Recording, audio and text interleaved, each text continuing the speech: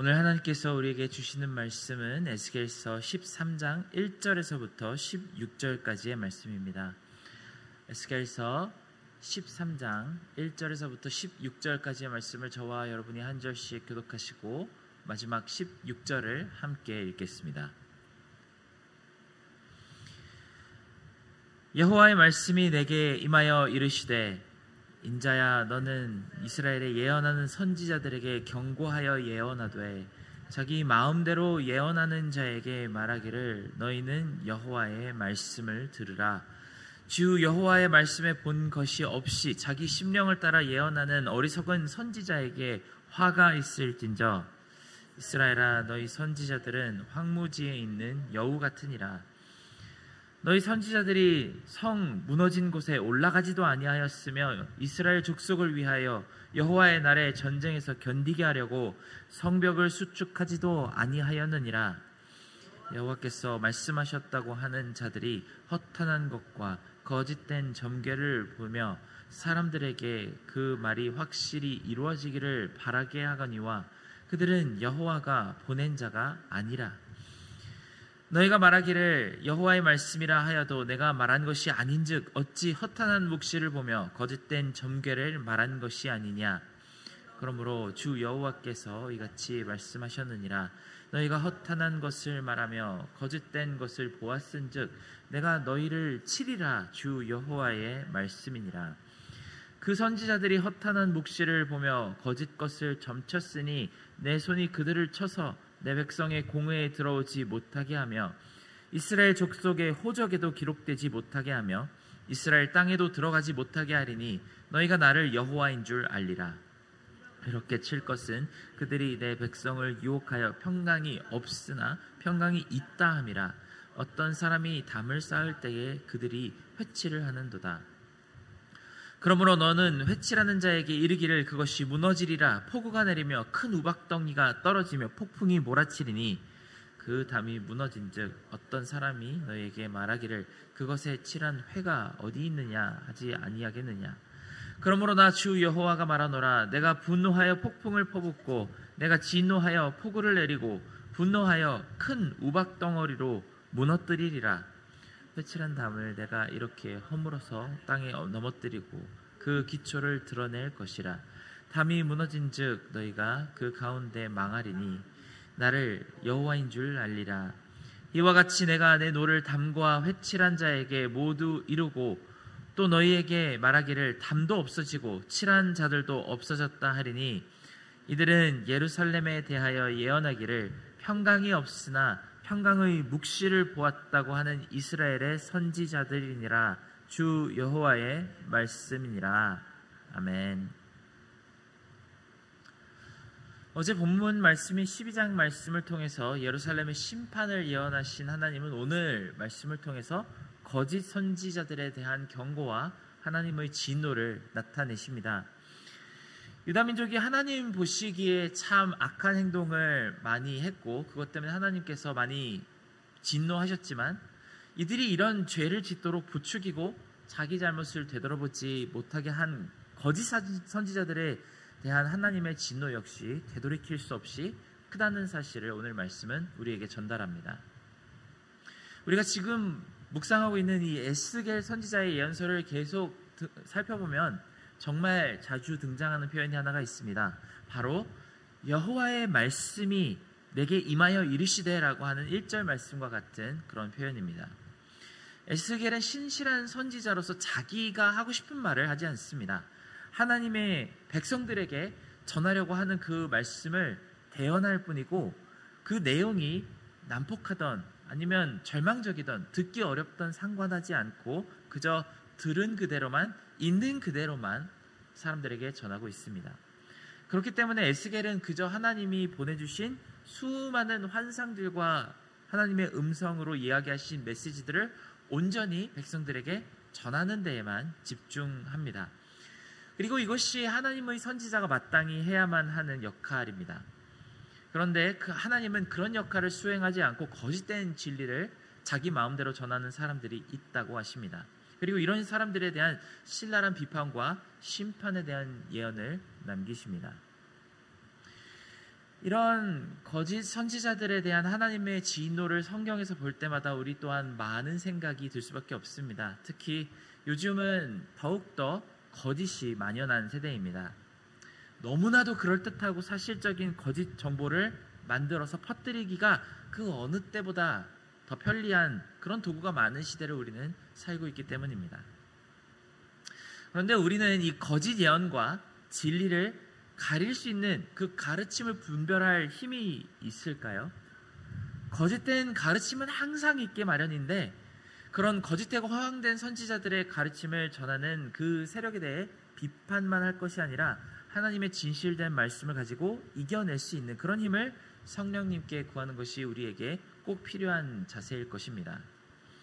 거짓과 미혹된 가르침의 역사는 무려 에덴 동산에서부터 시작된다는 사실을 우리는 성경을 통해 볼 수 있습니다. 하나님께서 금하신 열매 먹으면 반드시 죽을 것이라고 말씀하신 그 열매에 대해 뱀은 거짓된 가르침과 현혹하는 예언으로 기어코 그 열매를 따먹게 만들었습니다.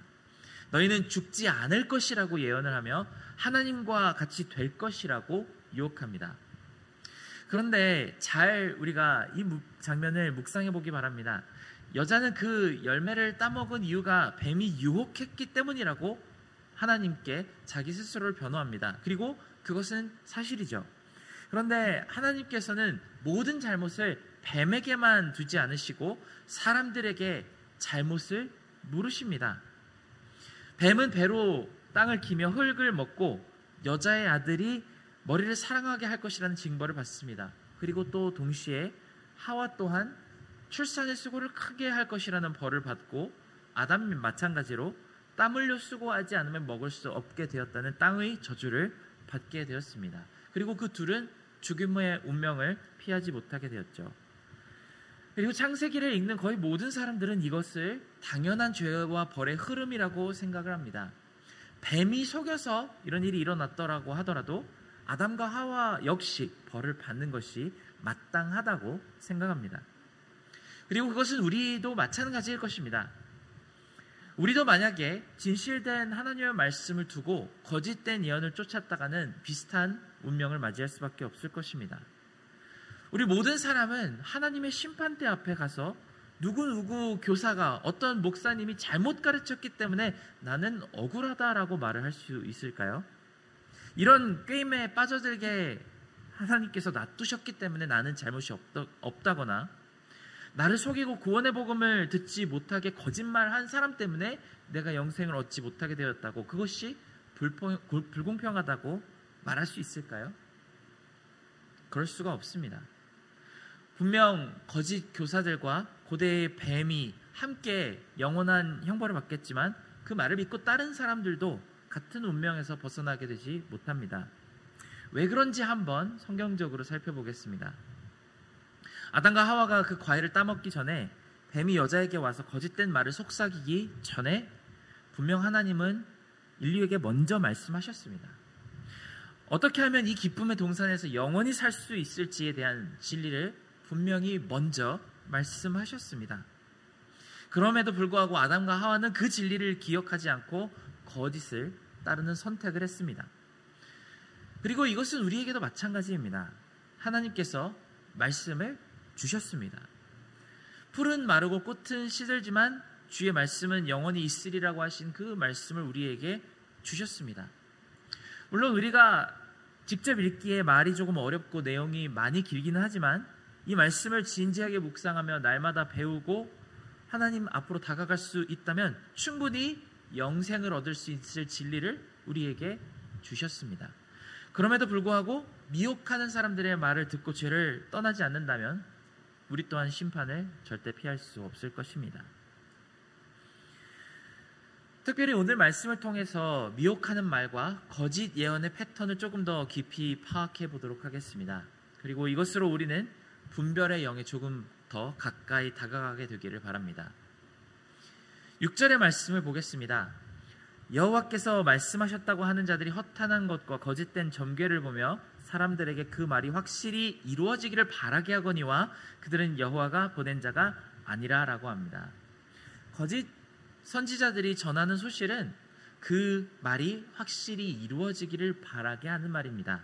그러니까 사람들이 듣고 싶어 하는 말을 주로 전한다는 것입니다. 하나님께서는 죄와 심판과 무서운 경고에 대해서 말씀하려고 하시는데 거짓 선지자들은 자신의 이익을 위해서라도 평강을 이야기하며 회치를 해서라도 죄를 덮어버리고 회개를 하지 못하게 하며 헛된 희망을 전합니다.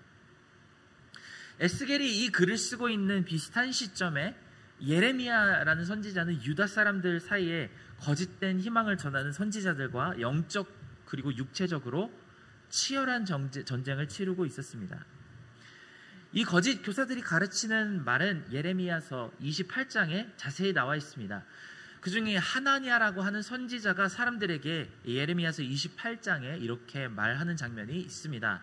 만군의 여호와 이스라엘 하나님이 이같이 일러 말씀하시기를 내가 바벨론 왕의 멍에를 꺾었느니라.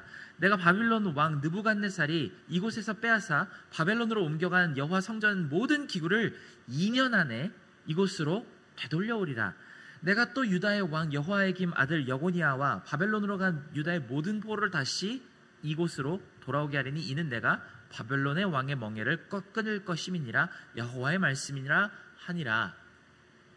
하나님께서는 전혀 한 번도 이런 말씀을 하신 적이 없습니다. 선지자 이사야의 때에 히스기야 왕에게 뚜렷하게 예언하셨던 것처럼 하나님은 바벨론의 왕을 드높이셔서 오히려 유다를 정복하실 것이고 그 후에 미디아 페르시아 왕인 고레스가 서기 전까지 하나님의 백성들은 이 바벨론 땅의 종으로서 노예로서 지낼 수밖에 없음을 이미 말씀하셨습니다. 불과 2년 만에 바벨론이 망하고 성전 기구들을 다 예루살렘으로 돌아오게 할 것이라는 하나니아의 말은 순전히 백성들이 듣고 싶어하는 희망사항에 불과했지요. 거짓 예언과 거짓된 교사의 가르침 중에 가장 역사적인 패턴 중 하나는 사람들이 가장 듣고 싶어하는 말씀을 하나님의 말씀인 것 마냥 전한다는 것입니다. 마치 이 열매를 먹으면 너도 하나님처럼 되고 죽지도 않을 것이라는 말을 여자가 가장 듣고 싶어 했을 말이었던 것처럼, 그리고 나라가 망해서 포로로 끌려간 이 사람들에게 가장 듣고 싶었던 말이 2년만 견디면 적국이 멸망하고 잃어버렸던 모든 것들을 온전히 다 되찾게 된다는 말처럼 이것이 바로 거짓 선지자의 예언이 되었습니다. 이것은 주님의 때에도 마찬가지였습니다. 거짓 교사들은 헛된 삶의 복에 대해 여러 말을 전했습니다. 그리고 우리 시대에도 그런 똑같은 종류의 가르침은 어디에서나 쉽게 들려올 수 있습니다. 한 메시지를 보면 이런 이야기가 있습니다. 매일 거울을 바라보며 나는 존귀한 주님의 자녀라고 스스로 일깨우면 병도 낫고 돈도 많이 벌고 성공할 수 있다는 이야기를 손쉽게 전하는 메시지들이 있습니다. 우리가 듣고 싶어하는 말을 마치 하나님께서 전하시는 말씀인 것처럼 누군가 우리에게 이야기한다면 경계하시기 바랍니다. 진짜 이것이 하나님의 말씀인지 여러 번 고민하시고 하나님의 말씀을 깊이 묵상하며 우리 귀에 들리는 가머니설에 빠져들지 않도록 주의하시기 바랍니다. 옛날이나 지금이나 하나님께서 우리에게 전하시는 일관된 메시지가 무엇일까요? 돌아오라, 회개하라입니다. 남의 잘못보다는 스스로의 죄를 먼저 살피고 열심을 다해 하나님의 공의를 이루라는 것입니다. 하나님과 돈을 같이 섬길 수 있는 방법은 절대로 없으니까 하나님을 선택하려면 돈을 포기해야 한다고 전합니다. 너희는 먼저 하나님의 나라와 그의 의를 구하라고 말씀하십니다. 그리고 환난 중에 기뻐하라고 말씀하십니다. 하루하루를 힘겹고 빠듯하게 살아가는 사람들에게 듣고 싶은 말은 아닙니다. 사실 이 모든 사람들이 가장 듣고 싶어하지 않는 말들이 하나님이 우리에게 전하시는 말씀일지도 모르겠습니다. 특히 오늘 말씀과 같이 회개하지 않는 백성들과 하나님을 등진 백성들에게 13절의 말씀은 절대로 듣고 싶지 않은 말씀일 것입니다. 하나님은 13절에 이렇게 말씀하십니다. 나 주 여호와가 말하노라. 내가 분노하여 폭풍을 퍼붓고 내가 진노하여 폭우를 내리고 분노하여 큰 우박덩어리로 무너뜨리리라. 만약 하나님께서 뉴욕 장로교회를 향해, 바로 우리를 향해 이런 말씀을 전하시며 회개한다고 그렇게 생각을 해보겠습니다. 지금 당장이라도 마음을 겸손히 하지 않고 우리의 죄를 회개하지 않는다면 진노하시는 하나님을 마주보게 될 것이라고 누군가가 진심을 다해 이 진리를 전한다고 해보겠습니다. 그런데 또 다음 순간 다른 사람이 있어서 아닙니다. 하나님은 반드시 복을 주실 것이고 다음 세대를 일으키실 것이며 우리를 흥하게 하실 것입니다 라고 전한다고 생각해 보겠습니다. 어떤 메시지가 더 많은 아멘을 받고 호응을 받을 수 있을까요? 어떤 메시지에 더 많은 사람들이 은혜를 받았다고 고백을 할까요? 예레미야 시기에 사람들은 결국 하나냐의 말을 믿고 예레미야를 감옥에 가두었습니다. 물론 축복을 말씀하는 모든 메시지가 다 거짓된 예언은 아닙니다. 하지만 회개를 통하지 않는 축복은 있을 수가 없습니다. 천국의 기쁨을 통하는 유일한 문은 피 묻은 골고다의 십자가라는 사실을 다시 한번 우리는 기억해야만 하겠습니다.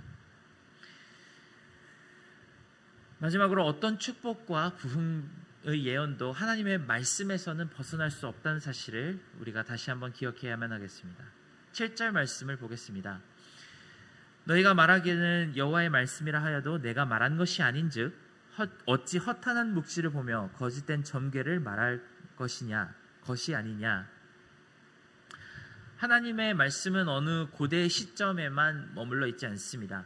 창조 때부터 마지막에 심판 날까지 그 역사 안에 담긴 모든 시간을 관통하는 말씀이 하나님의 말씀입니다.